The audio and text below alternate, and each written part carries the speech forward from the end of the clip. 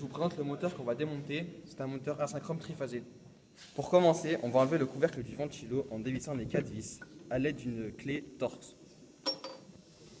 Voici le cache démonté. On va retirer le ventilo avec 2 grands tournevis.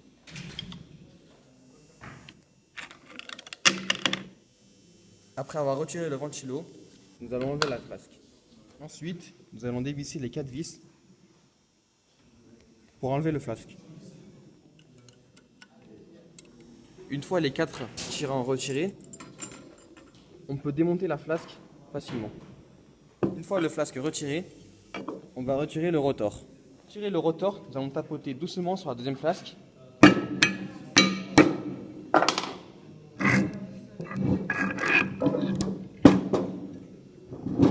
Ici, nous avons le rotor et ici, nous avons le stator. Ce n'est pas dans tous les moteurs, mais dans celui-là, il y a un circlip à enlever pour séparer le rotor et la deuxième flasque. Mettre la pince comme ceci, serrer et retirer là.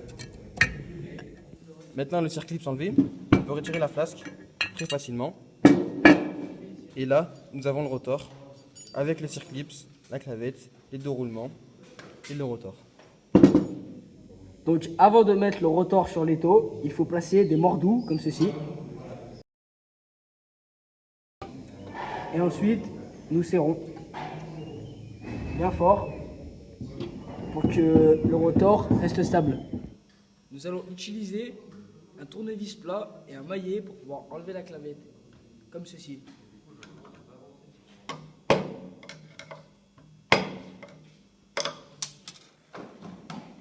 Nous allons retirer les 2 roulements à l'aide d'un extracteur. Ensuite, nous allons prendre une clé plate de 10 pour pouvoir faire tourner l'extracteur et enlever les roulements, comme ceci.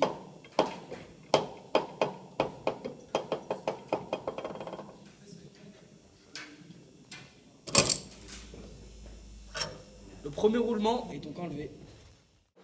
Une fois le premier roulement enlevé, nous allons enlever le deuxième roulement à l'aide d'une clé plate de 13.